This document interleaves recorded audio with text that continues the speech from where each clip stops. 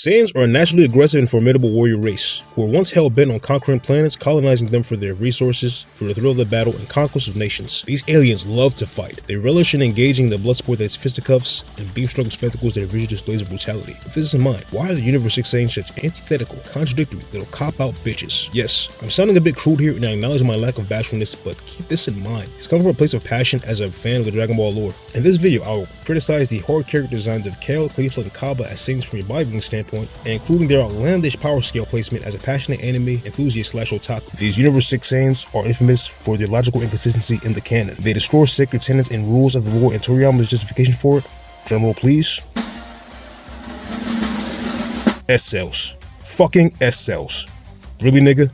S-cells. What an astronomical ass pull of the century. This ass pull rivals the ass pull that was Goku getting his tail pulled out in GT. For the record, I love that scene. I meant it in the sense it was a little ass pull. Goku was in pain. This ass pull is damage control on all fronts because it leads to the notion of Universe 6 Saiyans being all natural prodigies while evolving during times of peace, contradicting the very premise of evolution. How can a species develop robust levels of power and strength despite never engaging in any intergalactic conflict? Granted, evolution is not about survival of the fittest, but survival of the most adaptive. Hence, Universe 6 Saiyans were only adapting to their environment. One can argue they did not need to develop sexually dimorphic levels of consistent muscle mass in relation to their power and strength. One can argue Kale and Caulifla don't need to have muscular thighs not to develop arms, or a Super Saiyan dump truck while retaining a feminine hourglass figure. One can argue Cabba's beanpole aesthetic is justified. However, when you take a step back and acknowledge that such an assessment entails when you are considering the theory of evolution, you must concede their ability to attain Super Saiyan while face-sinking attacks from more experienced fighters is a direct contradiction to evolutionary principles. These Saiyans evolved to thrive in their environment, Planet Truffle, a peaceful yet advanced civilization, not in an environment filled with Super Saiyan gods and demons who love fighting just for the hell of it. As confirmed by Toriyama, a peaceful life supposedly allows Saiyans to produce more S-cells, hence they have more potential. As a consequence of the Universe 6 Saiyans living during times of peace, they have more potential than any Universe 7 Saiyan. What utter rubbish to justify a logically inconsistent and broken power scale. Just because a person has more potential than someone else in a respected field, trade, or pursuit does not entail said person will be better than someone who has been training their entire life in said field. Let me explain. That's like saying a 7-month-old has greater potential than Usain Bolt to walk. Thus, it is likely this 7-month-old will break Usain Bolt's 100-meter yard record of 9.58 seconds. Yes, in this scenario, it is true. The 7-month-old currently does have greater potential than Usain Bolt. However, this is because Usain Bolt is already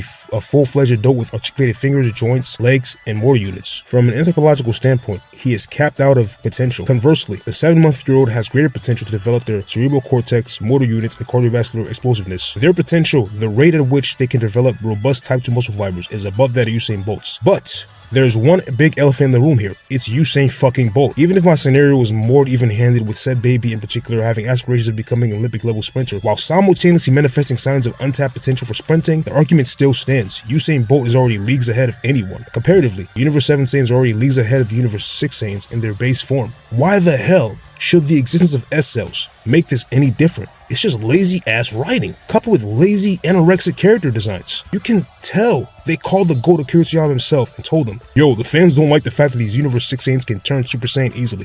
Come fix this shit. And Akira, being Akira, worked up some half-assed excuse of S-cells and went straight to bed right after. This has damage control written all over it.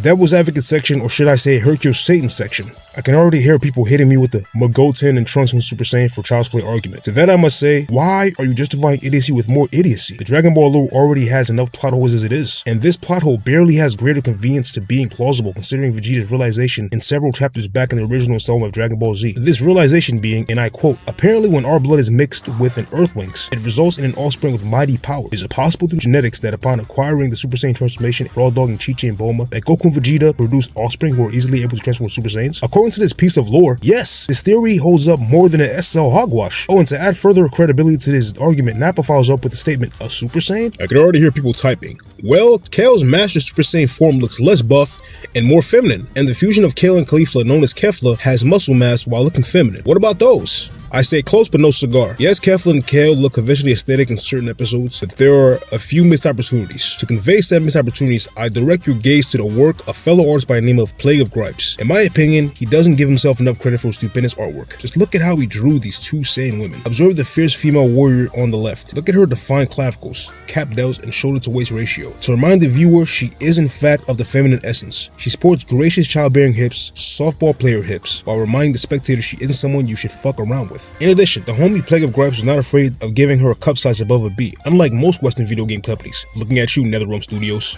Piece of shit company. The Saiyan on the left, while much sleeker, manages to fit the armor quite well without appearing like a stick figure. If we compare these two Saiyans to the mastered iteration of Kale, you will notice a few things that stand out tremendously. Notably, in Kale's Master Super Saiyan form, when she doesn't look like Madonna on steroids, she presents the most generic and blocky looking proportions on a female warrior. Look at the positioning of her clavicles. Just look at how they sit on her anatomy. There isn't any indication of curvature indicating a round surface of any kind. It just looks flat. In contrast, the female Saiyan on the right in Plague of Gripes' artwork sports a more organic look. The placement of her clavicle in relation to her bust appears seamless because of the decision to add a neckline, indicating that her neck has proper degrees of freedom to move like a normal person's would. Just look at Kale again. It's like someone just stuck a decapitated Barbie doll head on a Macho Man Randy Savage action figure and said, well, that's it, boss. We did it. It's subtle detail, but the subtle things in life make the biggest differences. And Kale doesn't have a neck. That's not feminine at all. What chick do you know has a thick-ass neck like that? She looks stiff as a mannequin. The irony of this comparison is the female Saiyan in Gripes' drawing has greater trapezius development than Kale, but the anatomical positioning justifies its placement. It just looks so natural and seamless, as her hair covers portions of her neck. The choice to make Kale's bicep appear as another bicep on the show was a missed opportunity. The shape of a bicep on a natural female bodybuilder looks noticeably different from their male counterparts. Take a look at women like Lean Beef Patty. Notice the shape of the bicep. It sits elegantly on a skeletal structure like a small mountain compared to a male's bicep that has a larger composition and greater peak. Kale's bicep looks so goddamn masculine, even in their sleeker form. Its contours are so jagged, while Gripes' work presents a more smoother and softer look, a more rounded look. The bicep is there, but it isn't overpowering muscle groups like the shoulders that should take precedence in the athletic female form. Also, look at their tails. In the wild, when a monkey's tail is up, it indicates confidence or a showing of dominance, and that's exactly the vibe you get with these two spicy, sassy warriors. Plague of Gripes even outperformed Kale and Caulifla's character sheets in this drawing right here, as he gives the female Saiyans a more ripped look. Just check this out.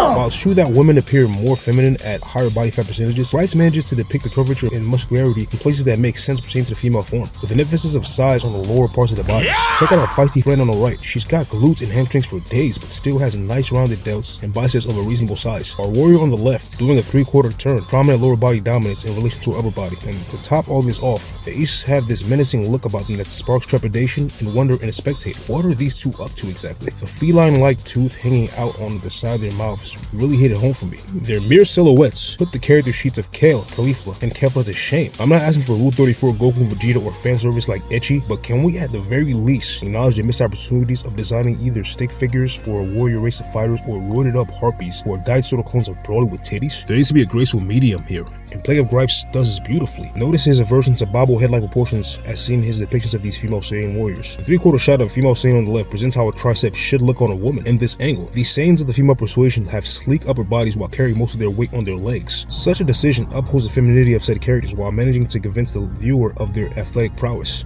You don't get the same aesthetical delivery from the body composition of Kale's mastered form. She just looks stiff as a mannequin. From a similar standpoint, Kale suffers the same anatomical shortcomings. Oh, and let's acknowledge an even bigger elephant in the room here. Caulifla is basically a fusion of Kale and Caulifla, with Caulifla in the driver's seat. She doesn't feel like a brand new character. It feels like Caulifla with a different character design. Vegeta and Gogeta genuinely felt like brand new characters. Their mannerisms had a great blend of Goku's playfulness and Vegeta's overconfidence. You even got hints of Goku and Vegeta's seriousness when major attacks like the Big Bang Kamehameha and Stardust break were established. I don't get the same perception while watching Caulifla fight. It's Caulifla 2.0, a sassy Super Saiyan teenager with a stick figure body. All in all, while I do respect Akira Toriyama as an artist and will forever be grateful for his impact on my life, I must concede the character designs and presentation of the Universe Saiyans were terrible.